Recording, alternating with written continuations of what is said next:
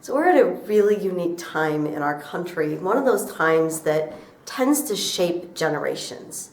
So years ago when I was working with a major retailer doing executive development, we talked a lot about generations and the types of things that shape a generation.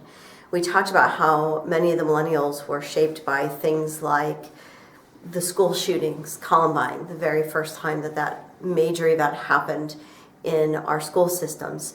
We talked about how 9/11 shaped the way we do things and how our youth grew up. Social media has been the latest one. We have kids, generations that don't know what it's like to not have the internet and social media. And now we're coming into a time where we're going to have an entire generation that doesn't know what it's like to have not lived before COVID-19. So we're in a really unique time frame, and for us as leaders, it's an important opportunity to step up and make sure that we are leading in the right way. And one of those things is to have good conversations, factual conversations, where we take away the panic and we replace it with a plan, with details that we get from trusted news sources.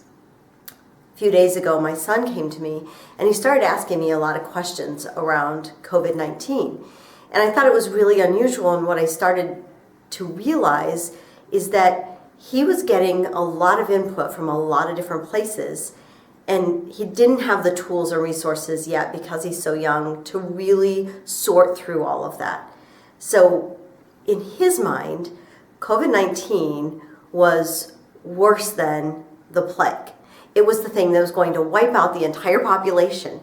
And as a parent, as a leader, it was my responsibility to communicate with him in a way that helped soothe his fears, give him a real picture of what was going on, and help him understand how he could be proactive in avoiding getting this virus that's going on right now.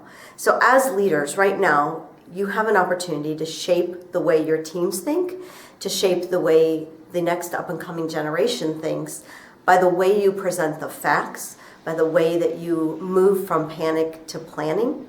And so I'm encouraging everybody today to really think about your role as a leadership and how it will impact this up-and-coming generation. We've always had those times before and after. This is going to be one of those instances, and how you show up every day now is going to really translate into what that generation thinks about and how they react to these kinds of things in the future.